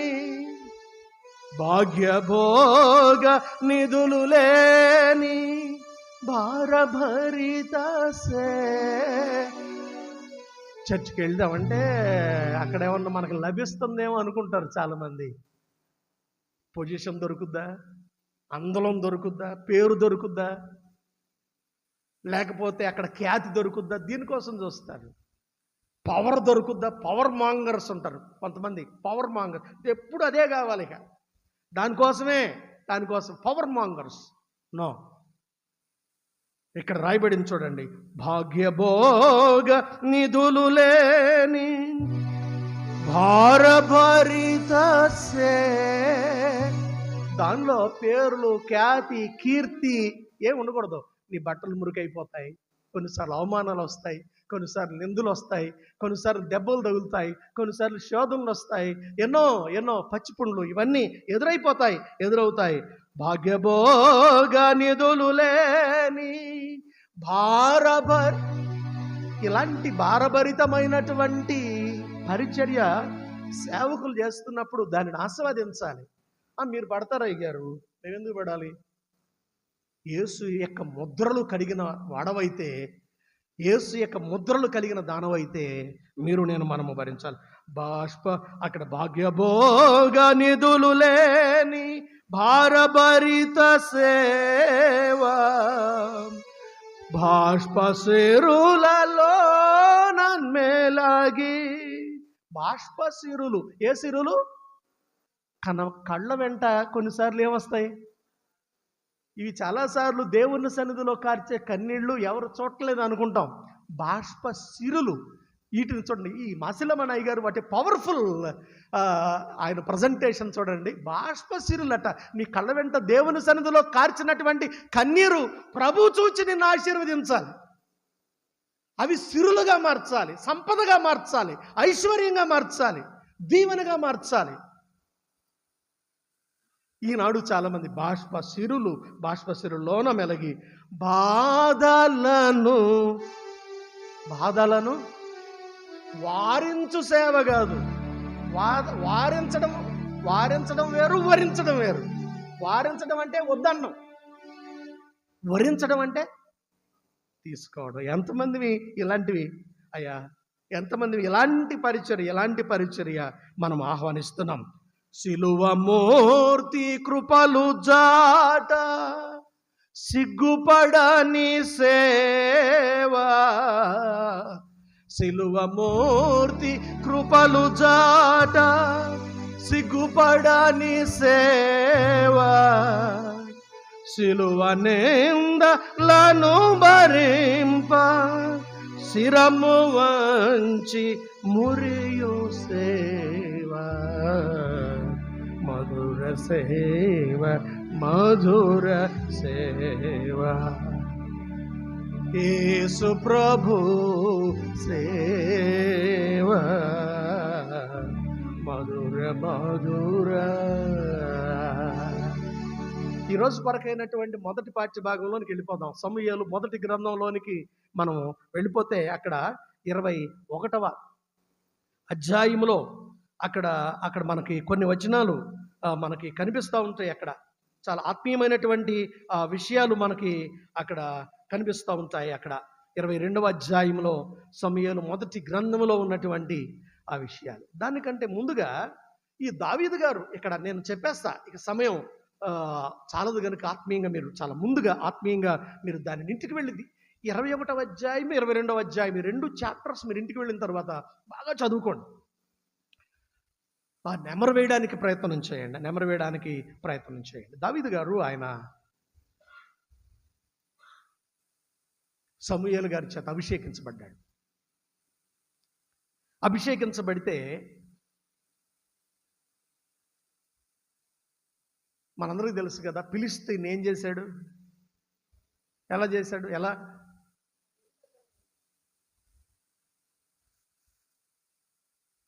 అందరూ దావీదు గారికి ఎన్ని వేల కొలది, సౌలు గారికి ప్రక్కనే సౌలు గారికి రాజుగారు కదా ఆయనకేంటి 10,000, నాకేంటి 1,000. పురుగు దొరబడింది. ఆయన అభిషేకించబడిన వాడే, ఆయన అభిషేకించబడినటువంటి వాడే. ఒక రోజున ఈ దావీదు ఇక అది ఓర్వలేక దావీదు గారిని సౌలు గారు చంపడానికి వెంటబడ్డాడు. 21వ అధ్యాయం 1వ వచనం. దావీదు నోబులో యాజకుడైన అహీమెలకు దగ్గరకు, ఎవరి దగ్గరకు వచ్చాడు? యాజకుడైనటువంటి అహీమెలకు అనేటువంటి ఆయన దగ్గరకు వచ్చాడంట. అంటే పాస్టర్ గారి దగ్గరికి, ప్రీస్ట్ దగ్గరికి వచ్చాడు. నోబ్ అంటే అర్థం ఏమిటంటే ఏ సిటీ ఆఫ్ ప్రీస్ట్స్. నోబ్ అంటే సిటీ ఆఫ్ ప్రీస్ట్స్. ఆ ఊరంతా ఎవరన్నమాట? అబ్బే, సిటీ ఆఫ్ ప్రీస్ట్స్ అంటే ఆ పట్టణం అంతా, ఆ ఊరంతా ఎవరున్నారు? ఆ ఊరంతా యాజకులే, ఆ ఊరంతా సేవకులే. మన గొల్లపూడి, లేకపోతే గొల్లపూడి అంటున్నాను, గొల్లపల్లి, గుంటుపల్లిలో ఉన్నటువంటి వారందరూ ఎలాంటి వాళ్ళు? సిటీ ఆఫ్ ఎవరు? ఆ ఊరు చూడండి ఎంత. నోబ్ అంటే అర్థం ఏంటో తెలుసా? యాజకుల పురము, యాజకుల పట్టణం, సిటీ ఆఫ్ ప్రీస్. ఆ ఊరిలో ఎవరున్నారంటే అహీమెలకు ఉన్నాడు. ఎవరున్నారు? అహీమెలకు ఉంటే అక్కడికి వచ్చాడట. అహీమెలకు దగ్గరికి వస్తే అక్కడ ఏంటయ్యా నువ్వు ఒక్కడివే వచ్చావని దావీదు గారిని చూసి అహీమెలకు గారు, ఆయన ఒక్కడివే ఒంటరిగా నీ వచ్చేదేమి? ఏదైనా రాజుగారు ఏమైనా, ఎందుకనంటే రాజుగారి అల్లుడు కదా అయినా, మరి ఒక్కడివే వచ్చావేంటి? ఏదైనా పని ఎవరితోనైనా ఒకవేళ ఏంటని చెప్పకూడదని సైలెంట్గా వచ్చారా ఏంటి అని అక్కడ మాట్లాడుతున్నాడు. ఏమి నిర్ణయించడు. అయితే అక్కడ అంటాడు, అక్కడ ఆయన రాగానే 3వ వచనంలో 5 రొట్టెలు కానీ మరేమీ కానీ ఉన్న ఎడల అతనికి ఇమ్మని యాజకుడైనటువంటి అహీమెలకుతో అనగా, యాజకుడు సాధారణమైనటువంటి రొట్టె నా దగ్గర, మామూలుగా తినేటువంటి రొట్టెలు నా దగ్గర ఎందుకుంటాయా? ఎప్పుడు నేను అభిషేకించి ప్రార్థన చేసి ఏం చేస్తాను? ఆ సన్నిధి రొట్టెలనే నా దగ్గర ఉంటాయి, కానీ వేరే రొట్టెలు నా దగ్గర లేవయా అని చెప్పేసి మాట్లాడుతున్నాడు. వేరే ప్రతిష్టమైనటువంటి రొట్టెలే నా దగ్గర ఉన్నాయి, సన్నిధి రొట్టెలే నా దగ్గర ఉన్నాయి, ప్రార్థనాపూర్వకమైనటువంటి విరిచి వడ్డించే రొట్టెలే ఆ రొట్టెలే నా దగ్గర ఉన్నాయి, ఏమీ లేవు. ఒకవేళ అవి ఇవ్వాలన్నా ఒకవేళ ఏం చేయాలి అంటే, అతడు ఎలాంటి వాడుగా ఉండాలి అని అంటే అక్కడ అంటూ ఉంటాడు కదా 5వ వచనంలో, దావీదు నిజముగా నేను బయలుదేరి వచ్చినప్పటి ఈ 3 దినములు స్త్రీలు మాకు దూరముగానే ఉన్నారు, పనివారి బట్టలు పవిత్రములే, ఒకవేళ మేము చేయి కార్యములు అపవిత్రమైన ఎడలనేమి అని అంటాడు అక్కడ. అంటే దాని అర్థం ఏమిటి? ఆ యొక్క సన్నిధి రొట్టెలను తీసుకోవాలంటే ఎంత పవిత్రంగా తీసుకోవాలి. ఊరికిన కమ్యూనియన్ చాలా మంది ఈజీగా తీసేసుకుంటారు. అభిషిక్తులు, ఆ పట్టణం అభిషిక్తుడు అక్కడ ఉంటే, అభిషిక్తమైనటువంటి రొట్టెలు అక్కడ ఉంటే, అక్కడికి వెళ్ళినప్పుడు దావీదు అంటున్నాడు, నేను దూరంగానే ఉన్నాను, వారి బట్టలు కూడా పవిత్రములే, ఒకవేళ మేము చేసేటువంటి కార్యాలు ఒకవేళ అపవిత్రమైననేమి రాజాజ్ఞను బట్టి అపవిత్రముగా ఎంచదగును అని యాజకులు తన అంతటా యెహోవా సన్నిధి నుండి తీసివేయబడినటువంటి సన్నిధి రొట్టెలను ఎవరికి ఇచ్చాడట? దావీదు గారికి అహీమెలకు గారు ఇచ్చేశాడు. అహీమెలకు గారు ఇచ్చాడు. అప్పుడు ఆ దినమున ప్రక్కన ఎవరున్నారంటే ఈ సౌలు గారి యొక్క సేవకుల్లో దోయేగు అనేటువంటి ఒక ఆయన సైనికుడు ఉన్నాడు. ప్రతి చోట ఇలాంటి దోయేగులు ఉంటారు కొంతమంది, గుర్తుపెట్టుకోండి. వీళ్ళతోనే వస్తాయి తంటాలన్నీ. ఈ తంటాలలో ఏం చేస్తారంటే లేనిపోయిన తంటాలన్నీ తీసుకొచ్చి వీళ్ళదాళ్ళకి మోస్తూ ఉంటారు, పెడతా ఉంటారు. కొంతమంది కొంపలు ఆరిపోతూ ఉంటాయి. ఈ అహీమెలకు దగ్గరికి వచ్చేటప్పటికి దోయేగు అనేటువంటి ఒక ఆయన ఉన్నాడు. సైనికుడు. ఇదంతా ఎవరు చూస్తున్నాడంటే, ఎవరు చూస్తున్నారు? వినాలి, అందరూ వినాలి. దోయగు చూస్తున్నాడు. అతడు ఎవరంటే ఎదోమీయుడు. అంటే ఏశావు వంశానికి చెందినటువంటి, ఎదోము దేశానికి సంబంధించినటువంటి వాడు. ఏశావు ఆ సంప్రదాయానికి చెందినటువంటి వాడు. అతడు పశువుల కాపరులకు పెద్ద అని చాలా క్లియర్గా 7వ వచనంలో రాయబడింది. అయితే ఈ విషయమంతా కూడా మళ్ళా ఎందుకనంటే దావీదు ఎక్కడ స్థిరంగా ఉంటలే. ఎందుకనంటే సౌలు గారు ఎక్కడుంటే అక్కడికి ఇక దావీదును చంపడానికి పూనుకుంటున్నాడు కాబట్టి అక్కడి నుండి ఇక్కడికి, ఇక్కడి నుండి అక్కడికి ఆయన్ని, ఎందుకనంటే అపవాదములు, నిందలు, ఎన్నో గాయాలు కనుక బయలుదేరి వెళ్ళిపోతున్నాడు. 22వ అధ్యాయం, ఈ రోజు కొరకైనటువంటి 22వ అధ్యాయంలోనికి మనము వచ్చేస్తే అక్కడ దావీదు అతని జనులు 6వ వచనంలో అతని జనులు ఫలాని చోట ఉన్నారని సౌలునకు ఏమయ్యాను? వర్తమానమాయను. ఆ వర్తమానం ఎవరి ద్వారా వచ్చిందంటే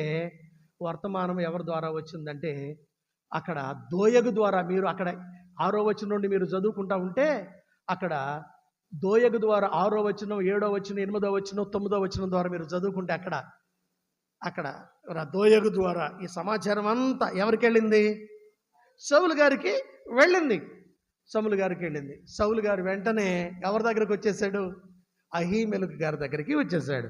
అహీమెలెకు గారి దగ్గరికి వచ్చేటప్పటికి అహీమెలెకు గారిని సౌలు గారు అడుగుతున్నాడు. ఏమి అహీమెలెకు గారు, ఏంటి మీరు, మీ దగ్గరికి దావీదు వచ్చాడా? నాకు శత్రువైనటువంటి దావీదుని, నాకు పడనటువంటి దావీదుని ఎందుకు నీవు దగ్గర రానిచ్చావు? ఎందుకు ఆయనకి సన్నిధి రొట్టెలు ఇచ్చావు? ఎందుకు ఇలా చేశావు? ఎందుకు అలా చేశావు? ఎందుకు అక్కడ ఆ గొలియాతు ఖడ్గానిచ్చావు? తర్వాత అక్కడ నీళ్ల బుడ్డినిచ్చావు. ఎందుకు ఇచ్చావు? ఆయనకి రొట్టెలు ఇవ్వడమే కాదు, 10వ వచనం ప్రకారం అక్కడ గొలియాతుని చంపినప్పుడు వాడినటువంటి ఖడ్గాన్ని కూడా అహీమెలెకు, ఇంకా నీ దగ్గర ఏమైనా ఉందా అంటే ఆ ఖడ్గం ఉంటే అది కూడా ఇచ్చాడట. త్రాగడానికి మంచినీళ్ల బుడ్డిని కూడా ఇచ్చినట్లుగా తర్వాత ఇక వచనాల్లో మీరు చదువుకుంటే ఆ చాప్టర్లో కనిపిస్తూ ఉంటుంది. అప్పుడు ఈ అహీమెలెకు అంటాడు 14వ వచనంలో, అహీమెలెకు రాజునకు అల్లుడై, నమ్మకస్తుడై, ఆలోచనకు కర్త అయి, నీ నగరిలో ఘనత వహించినటువంటి దావీదు వంటి వాడు నీ సేవకులలో. ఈనాడండి నమ్మకస్తులు దేవునికి అవసరం, ఈనాడు మనుషులకు అవసరం లేదండి. వాళ్ళకి జారేసేవాళ్ళే కావాలి.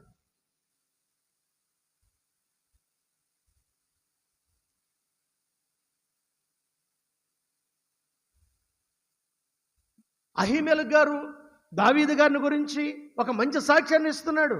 అతడు ప్రప్రథమగా నీకు అల్లుడు, 2వది నమ్మకస్తుడు, 3వది మంచి ఆలోచనకర్త, 4వది ఘనత వహించినటువంటి దావీదు వంటి వాడు, 5వది నీ సేవకుడు మంచి పరిచారకుడు, అలాంటి వాడు ఎవడున్నాడు అని చెప్పి అతని గురించి సాక్ష్యం ఇస్తున్నాడు. అప్పుడు తట్టుకోలేక మీరు తర్వాత అధ్యాయాల్లో మీరు చదువుకుంటా ఉంటే, అబ్బాయ్ నీవు దావీదును గురించి నేను అడుగుతూ ఉంటే అహీమెలెకు, నీవు దావీదును గురించి అతడు నమ్మకస్తుడని, ఆలోచనకర్తని, లేకపోతే అతడు గద్ర వహించిన వాడని, అలాంటి వాడని, ఎలాంటి వాడని, నువ్వు గొప్పవాడని మాట్లాడుతున్నావే. అందుకని 17వ వచనం చూడండి, 16-10 అక్కడ అంటూ 17వ వచనం, యెహోవా యాజకులకు వీరు దావీదుతో కలిసినందున అతడు పారిపోయిన సంగతి తెలిసియు నాకు తెలియపోయినందున మీరు వారి మీద పడి వారిని చంపుడని తన చుట్టూను నిలిచి ఉన్న కావలి వారికి ఏం చేశాడు? అప్పుడు అక్కడ ఉన్నటువంటి రాజు సేవకులు యాజకులను హతము చేయక, అక్కడ ఉన్నటువంటి సేవకులందరూ, అమ్మో యాజకుల జోలికి మేము ఎలా వెళ్ళాలయ్యా, అభిషేకించబడినటువంటి వాళ్ళ జోలికి మేము ఎలా వెళ్ళాలయ్యా అని వాళ్ళకి వెళ్ళకుండగా రాజు చూడండి దోయోగుతో, ఇందాక చెప్పానే, ఏ దోయోగు అయితే, ఏ దోయోగు అయితే, ఈ 21వ అధ్యాయం 7వ వచనంలో ఉన్నటువంటి ఏ యొక్క సౌలు గారి దగ్గర ఆ యొక్క సైనికుల్లో లేకపోతే సేవకుల్లో ఉన్నటువంటి వాడుగా ఉన్నాడో ఆ దోయోగు ఇగో వీళ్ళకి చెప్తే వీళ్ళు వెళ్ళి వాళ్ళని చంపట్లేదయ్యా, కాబట్టి నా మాట విను. ఇప్పుడు 18వ వచనం చూడండి. రాజు దోయగుతో, నీవు దాన్ని అండర్లైన్ చేసుకోండి, దాన్ని అండర్లైన్. ఎవరి మీద పడమంటున్నాడు? యాజకుల మీదకి వెళ్ళొచ్చా? యాజకుల మీదకి వెళ్ళొచ్చా? దేవుని సేవకుల మీదకి వెళ్ళొచ్చా? దేవుని సేవకుల మీదకి నువ్వు వెళ్ళి యాజకుల మీద పడము అని అతనితో దొరికి చెప్పిన. అతడు ఎదోమీయుడు కదా, ఏషా వంశస్థుడు కదా, యాజకుల మీద పడి ఒక్క అహీమెలకును గారిని కాదు కానీ 85 మందిని, ఆ యొక్క ఏది నోబు పట్టణములో ఉన్నటువంటి 85 మంది అభిషిక్త సేవకు, ఒకరిని కాదు ఇద్దరిని కాదు, దోయగండి 85 మంది అభిషేకించబడినటువంటి సేవకులను ఏం చేశాడట? గాయపరచడం వేరు, కొట్టడం వేరు, తిట్టడం వేరు, చంపేశాడట. అంత మాత్రమే కాదు, ఇప్పుడు ఆ యొక్క నోబు అనేటువంటి యాజకుల పట్టణము దుఃఖకరమైనటువంటి పట్టణంగా మారిపోయింది. ప్రార్థన చేసేవాళ్ళు లేరు, వాళ్ళ కొరకు ఎలుగెత్తి మొరపెట్టేటువంటి వాళ్ళు లేరు, ప్రవచనాలు చెప్పేటువంటి వారు లేరు. అంత మాత్రమే కాదు, అతడు యాజకుల పట్టణమైన నోబు కాపురస్తులను చాలా క్లియర్గా రాయబడి చూడండి. 19వ వచనంలో యాజకుల పట్టణం చాలా క్లియర్గా రాశాడు ఇక్కడ. యాజకుల పట్టణమైన నోబు కాపురస్తులను అందరినీ కూడా ఏం చేశాడట? మొత్తం ఆ ప్లేస్ అంతటినీ కూడా ఈ యొక్క దోయోగు వెళ్ళి మొత్తాన్ని ఏం చేశాడు? అంత మాత్రమే కాదు, మగవారినేమి, ఆడవారినేమి, బాలురనేమి, పసిపిల్లలనేమి, ఎడ్లనేమి, గార్ధవులనేమి, గొర్రెలనేమి అన్నింటినీ కత్తివాత చేత ఏం చేశాడట? చంపేశాడు. అయితే అహీటూబు కుమారుడైన అహీమెలుకు కుమారులలో అబ్యాతారు అనేటువంటి ఒక్కడు మిగిలిపోయాడట. ఒక్కడు మిగిలిపోయాడు. ఆ ఒక్కడు మిగిలిపోయి పరుగులు తీసుకుంటూ ఎవరి దగ్గరకు వచ్చాడంటే దావీదు దగ్గరకు వచ్చాడు. దావీదు దగ్గరకు వస్తే దావీదు అక్కడ చూడండి 23వ వచనం అంటున్నాడు అక్కడ, నీవు భయపడక నా యొద్ద ఉండము. హల్లెలూయా. నీవు భయపడక, ఒక యాజకుని యొక్క వంశములో ఉన్నటువంటి ఆ సేవకుని యొక్క మనవణ్ణి, ఒక బిడ్డను నీవు భయపడక, నేను ఒక విషయం చెప్తాను, వీళ్ళిద్దరిలో సౌలు గొప్పవాడా, దోయేగు గొప్పవాడా, దావీదు గొప్పవాడా? 85 మంది అభిషిక్త గురువులను హతమార్చినటువంటి దోయేగు గొప్పవాడా, 85 మంది ఆ యొక్క యాజకుల పట్టణంలో ఉన్నటువంటి యాజకులందరినీ హతమార్చినటువంటి సౌలు? ఒక విషయాన్ని జ్ఞాపకం చేస్తాను. అసలు దావీదు యొక్క కుటుంబము 2వ సమూయేలు గ్రంథం 3వ అధ్యాయంలో దావీదు అంతకంతకు ప్రబలెను, సౌలు కుటుంబము అంతకంతకు ఏమాయను? నేరసిల్లెను. కారణం ఏంటి? సమూయేలు 2వ గ్రంథం 3వ అధ్యాయం 1వ వచనంలో ఈ మాట రాయి. కారణం ఏంటంటే ఎవరి జోలికి వెళ్ళకూడదో వాళ్ళ జోలికే వెళ్ళాడు. ఈనాడు చాలామంది దేవుని అభిషేకం పొందినటువంటి వారి జోలికి, వారి ద్వారా ప్రవచనాలు పొందాలి, వారి ద్వారా ప్రార్థనలు చేయించుకోవాలి, దేవుడు వారి ద్వారా ఏర్పరచుకున్నట్టు అభిషేకాన్ని మనము ప్రియబిడ్డలా రిసీవ్ చేసుకోవాలి. ఆ అనాయింటింగ్ని, ప్రజ్వలన పూరితమైనటువంటి ఆ అనాయింటింగ్ని మనము మన కుటుంబము సమృద్ధిగా పొందుకోవాలి. కానీ వాళ్ళ జోలికి వెళ్ళొచ్చా? ఈరోజు ప్రియబిడ్డలారా, అభిషేక్త పరిచర్య అంటే సౌలు గారి యొక్క కుటుంబం స్పాయిల్ అయిపోవడానికి కారణం, సౌలు గారి మీదకి దురాత్మ వెళ్ళింది, దావీదు గారి మీదకి బలముగా ఏమొచ్చింది? పరిశుద్ధాత్మ. కారణం ఎందుకనంటే యాజకుడు అబ్యాతారుని, అహీమెలుకు వారసుడైనటువంటి అబ్యాతారుని, అనగా అహీమెలుకు కుమారులలో ఒకరైనటువంటి అబ్యాతారు అని ఒకడు తప్పించుకొని పారిపోయి దావీదు దగ్గరికి వచ్చినప్పుడు, భయపడక నీవు నా యొద్ద ఉండము, నా యొద్ద భద్రముగా ఉండము. దేవుని సేవకులనండి, దేవుడు మీ సంఘానికి సేవకులు తీసుకొస్తే మీ సేవకుల్ని భద్రంగా చూసుకోవాల్సిన బాధ్యత ఎవరు తెలుసా? చెప్పండి ఎవరిది? మీ కాపరిని, మీ సేవకుని, మీ అభిషిక్త గురువుని భద్రంగా దావీదులో నేర్చుకోవాల్సిన గుడ్ హ్యాబిట్స్. మీ కాపరిని భద్రంగా చూసుకుంటారా?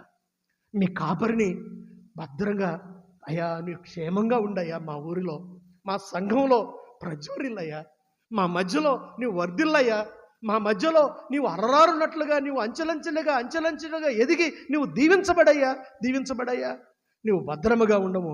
నా ప్రాణము తీయ చూచువాడును నీ ప్రాణము తీయుచూచువాడును ఒకడే అని అబ్యాతారుతో, నిన్ను చంపేవాడు నన్ను చంపేవాడు ఒకడే, కాబట్టి ఏం పర్వాలేదు, ఒకవేళ నిన్ను చంపితే నన్ను చంపుతాడు.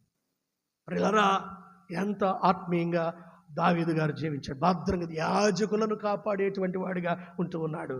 యాజకులను, ఒక విషయాన్ని జ్ఞాపకం చేస్తాను. కీర్తన గ్రంథం 28వ కీర్తనలో 8వ వచనాన్ని మీరు చదువుకుంటే, త్వరగా అయిపోయిందక ముగించేస్తున్నాను. 28వ కీర్తన 8వ వచనమట, దేవుడట తన అభిషిక్తునికి రక్షణ, చదవండి నాన్న. యెహోవా తన జనులకు ఆశ్రయము, ఆయన తన అభిషిక్తునికి రక్షణ దుర్గము. దేవుడట అభిషిక్తులకు ఇప్పుడు ఎలాగుంటాడు ఆయన? ఇప్పుడు దేవుడు ఎలాగైతే అభిషిక్తులకు రక్షణ దుర్గముగా ఉంటాడో, దావీదు కూడా దేవుని పక్షముగా అభిషిక్తులకు ఆశ్రయముగా ఉన్నాడు, అభిషిక్తులకు భద్రముగా ఉన్నాడు. ప్రియబిడ్డలారా, ఏ సంఘముల విశ్వాసులు, దేవుడు మీ సంఘాన్ని అభివృద్ధి చేయడానికి, మిమ్మల్ని ఆశీర్వదించడానికి, మీకు ప్రవచనాలు చెప్పి మిమ్మలను వర్ధిల్ల చేయడానికి, మిమ్మలను దీవించడానికి దేవుడు తన సేవకులను అభిషేకించి మీ మధ్యలోనికి పంపిస్తే, అబ్యాతారును కానీ దావీదు అది ఒక క్షేమంగా భద్రంగా ఉంచినట్లుగా మీరు కానీ మీ సంఘములో కాపాడుకొనగలిగినట్లయితే దేవుడు తన జనులకు ఆయన ఎలాగుంటాడు? ఆయన ఆశ్రయముగా ఉంటాడు. నీ ఇంటికి దేవుడు ఆయన ఆశ్రయముగా ఉంటాడు. ఆయన నీ భర్తకు ఆశ్రయముగా ఉంటాడు. ఆయన నీ భార్యకు ఆశ్రయముగా ఉంటాడు. ఆయన నీ బిడ్డలకు ఆయన ఆశ్రయముగా ఉంటాడు. ఆయన నీ కుటుంబానికి ఆయన ఆశ్రయముగా ఉంటాడు. ఆయన నీ సంఘానికి ఆశ్రయముగా ఉంటాడు. ఆయన నీ ఊరికి ఆశ్రయముగా ఉంటాడు. ఆయన నీ ప్రజలకు ఆయన ఆశ్రయముగా ఉంటాడు. ఆయన ఈ మార్నింగ్ ఇదిగో నీవు నేను మనం ఎలాంటి వాండరముగా ఉన్నాము. అభిషిక్తుడు క్రిస్టోస్ ఇందాక చెప్పిన ఆర్డైన్డ్ మినిస్ట్రీ అంటే ఈ పుట్టిన ఆర్డర్ అంటే ఒకవేళ ఆర్డర్ లేకపోతే ఆర్డర్లోకి తెచ్చేవాడు.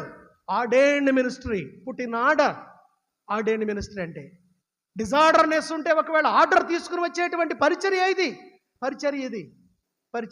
దేవుని యొక్క సేవకుడు ఆయన ఆర్డర్లోనికి తీసుకుని వస్తున్నప్పుడు మీరు కోఆపరేట్ చేస్తున్నారా? మలచబడుతున్నారా? దేవుని వాక్యాన్ని చదవండియా, దేవుని సంధికి రండయ్యా, ఇలాంటి వివాదాలు వద్దయ్యా, మంచిగా ఉండండి, తగ్గించుకోండి, సమాధానంగా ఉండండి అని అంటే ఎంతమంది ఉంటున్నారు? ఎంతమంది లోమడుతున్నారు? ఎంతమంది ఉంటున్నారు? దేవుడట తాను పంపిన వానికి, యోహాను సువార్త 3వ అధ్యాయములో ప్రియబిడ్డలారా, ఒక బలమైనటువంటి 34వ వచనంలో ఒక మంచి మాట రాయబడి ఉంటుంది. తాను పంపిన వానికి కొలత లేకుండా దేవుడు ఏమి ఇస్తాడట? ఆయన ఆత్మనిస్తాడట. కొలత లేకుండా అంటే నీవు నేను మనము దేవుని సేవకులు ఒకవేళ వచ్చినప్పుడు ప్రియబిడ్డలారా, ఎంత అని మనం పర్టికులర్గా గిరిగీసుకుని మనం చేస్తాం. కానీ దేవుడట తన సేవకులకి ఆత్మని ఎంత ఇస్తాడు? ఒక విషయాన్ని జ్ఞాపకం చేస్తా. ఒకవేళ వారి దగ్గరికి వెళ్ళాడు అనుకోండి ప్రార్థన చేయడానికి, అక్కడ అయిపోదు. అక్కడ నుండి ఇక్కడికి వచ్చాడు అనుకోండి, అయిపోదు. అక్కడ నుండి ఇక్కడికి వచ్చాడానికి అయిపోదు. అక్కడ నుండి ఇక్కడికి వచ్చాడు అనుకోండి, అయిపోదు. అక్కడ నుండి ఇక్కడికి వచ్చాడానికి అయిపోదు. అక్కడ నుండి అక్కడికి వెళ్ళడానికి అయిపోదు. ఎందుకనంటే కొలత లేనంత ఆత్మను దేవుడు తాను అభిషేకించినటువంటి ఆ సేవకులకు దేవుడు తన ఆత్మను ఇచ్చి అభిషేకించి వాళ్ళను తాను పంపిన వాళ్ళకి దేవుడిచ్చాడట. హల్లెలూయా. కనుక ప్రియబిడ్డలారా, ఆ ఆత్మను మనము వాళ్ళ ద్వారా పొందుకోవాలి. ఆత్మను మనం పొందుకోవాలి. ఒక విషయాన్ని జ్ఞాపకం చేస్తా. సౌలు గారు ఒకనొక టైంలో మళ్ళా దావీదు గారికి దొరుకుతాడు. అయితే ఏమంటాడు తెలుసా? అభిషేకించబడినటువంటి సౌలును నేనేం చేయను, ఆఖరికి ఈయన హతమార్చడానికి పూనుకున్నటువంటి సౌలు గారిని కూడా ఏమాత్రం కూడా నేను ఆయన జోలికి వెళ్ళను. దేవుని యొక్క అభిషేకాన్ని నేను త్రోసివేయనంటాడు. 141వ కీర్తన 5వ వచనంలో అంటాడు, దేవుడిచ్చినటువంటి అభిషేకాన్ని నేను త్రోసివేయను అని అంటాడు. నేను అంగీకరిస్తాను అని అంటాడు. ప్రియమైనటువంటి వారులారా, అభిషిక్త పరిచర్య అంటే దేవుడు కొలత లేకుండా దేవుడు తన ఆత్మను వారికి కురిపింపచేసి ఆత్మచేత నింపి వారిని దేవుడు మన మధ్యలోనికి మనల్ని దీవించడానికి పంపించినటువంటి దాసులు వాళ్ళు. కనుక వారి ద్వారా మనం దీవించబడదామా? ఈ యొక్క గుంటుపల్లి సెయింట్ పీటర్ సంఘములో ఉన్నటువంటి వారు మాత్రమే కాదు, లైవ్ ద్వారా ఎన్ని వందల మంది వింటూ ఉన్నారో. మేము ఈ సేవకులకు మీరు ఆశ్రయంగా ఉన్నారా? ఈ లైవ్ ద్వారా వీక్షిస్తున్నటువంటి బిడలారా, మీ యాజకులకు మీరు భద్రంగా ఉంటూ ఉన్నారా?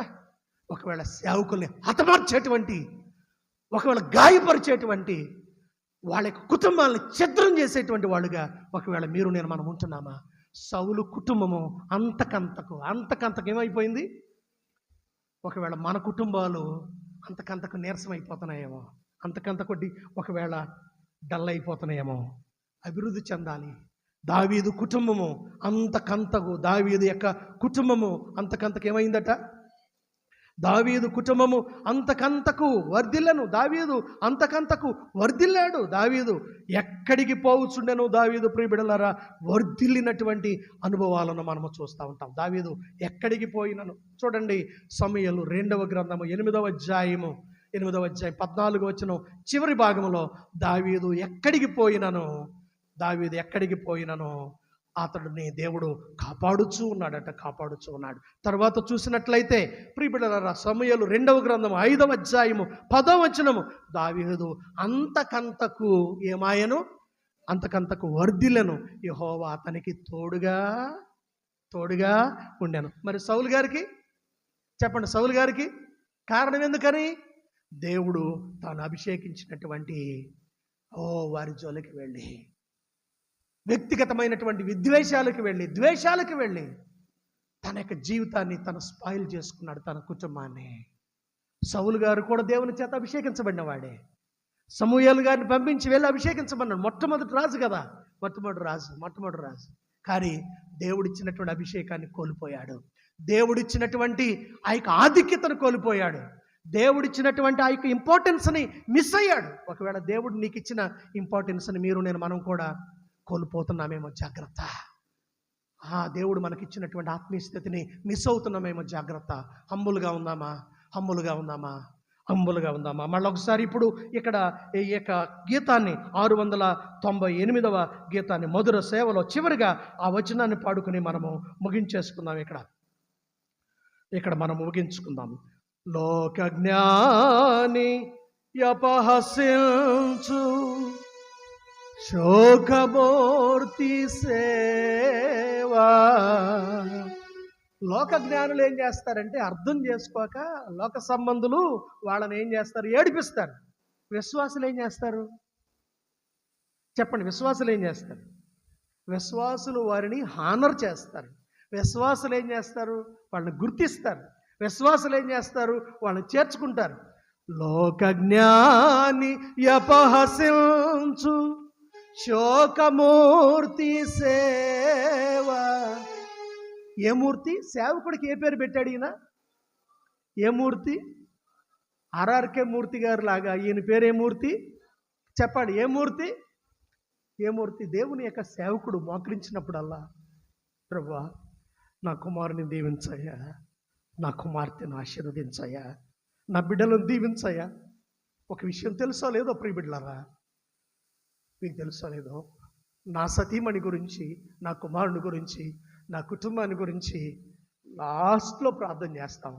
ముందుగా ప్రార్థన చేసేది ఎవరి గురించి అంటే మీ గురించే, మీ కుటుంబాల గురించే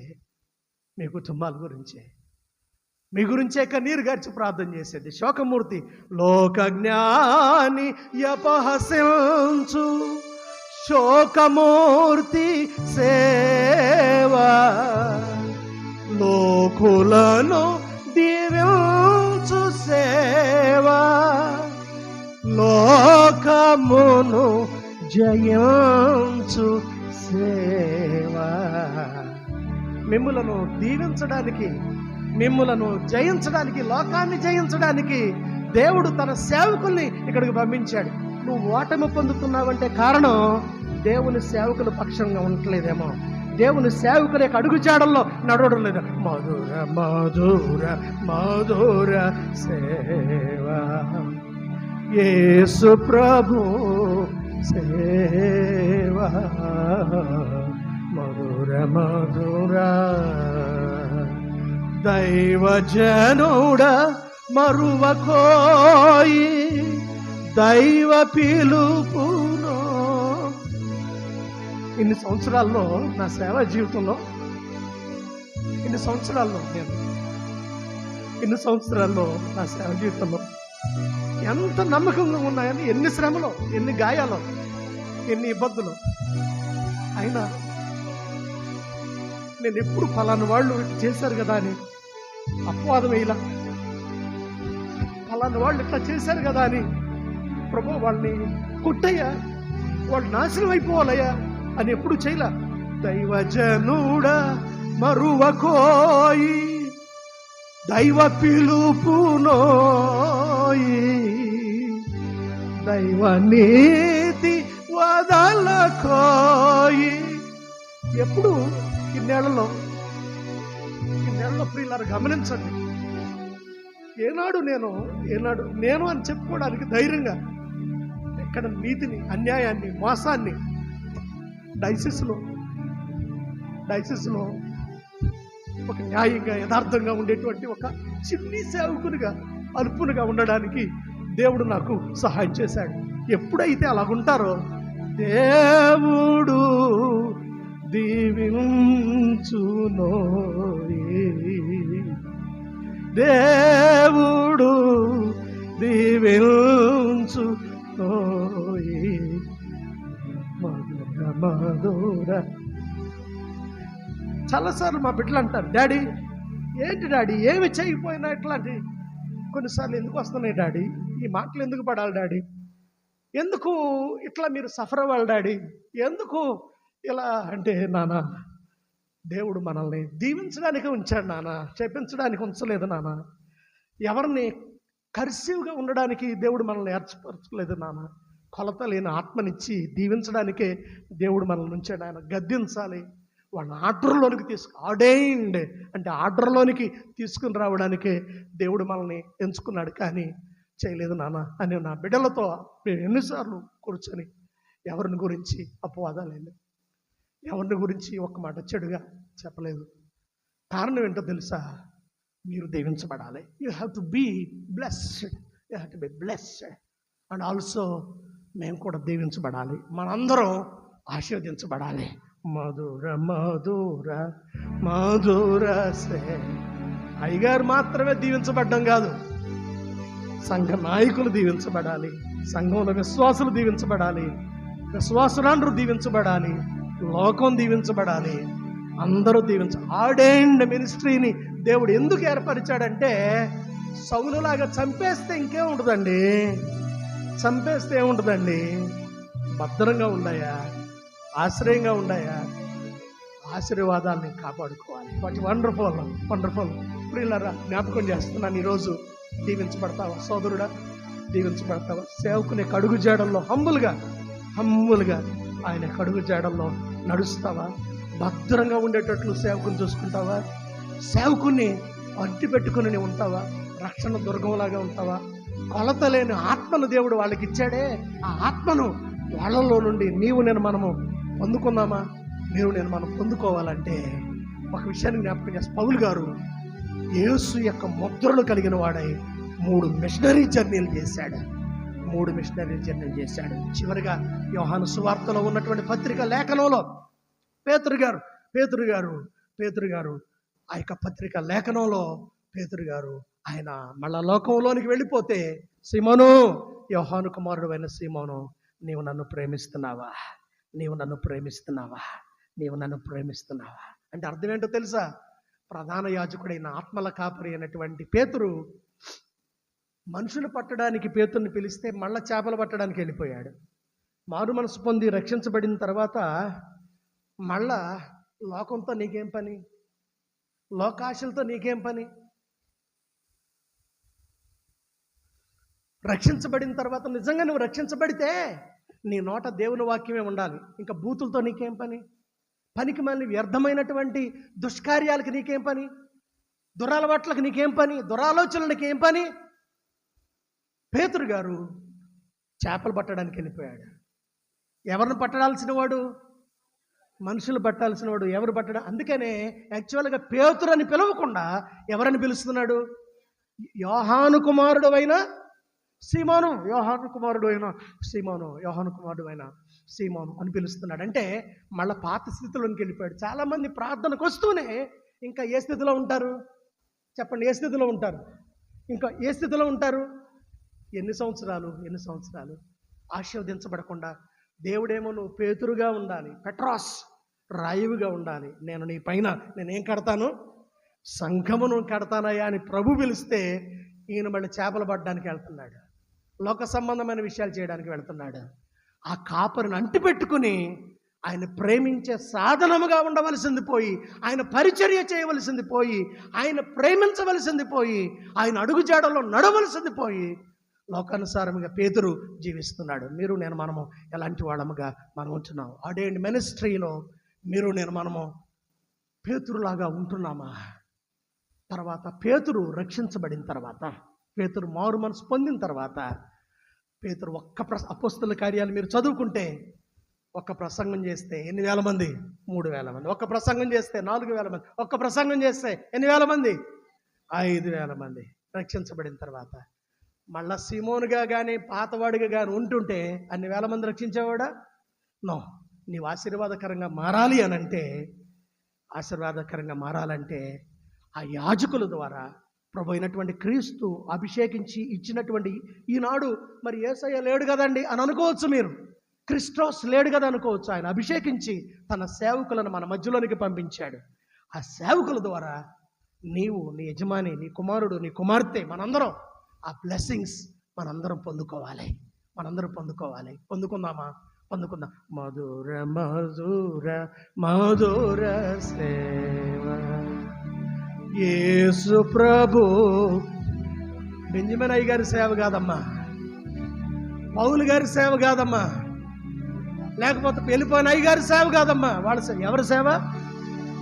మధుర మధుర మధుర సేవ. ఎవరి సేవ?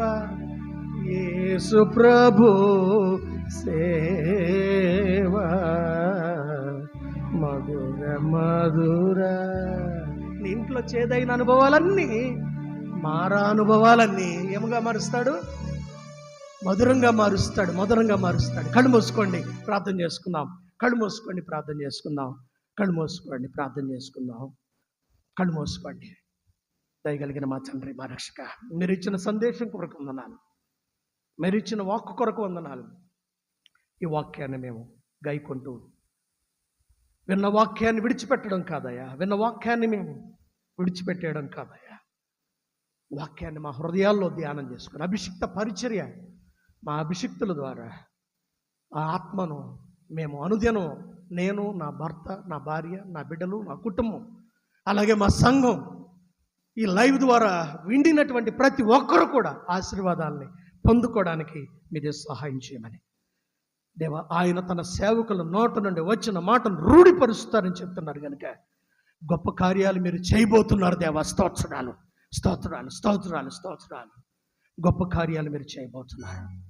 మీకే మహిమ పొందమని, అద్భుతం చేయమని యేసుక్రీస్తు వారి యొక్క ఉన్నతమైన నామమును బట్టి ప్రార్థించేది వేడుకుంటున్నాం తండ్రి. ఆమేన్.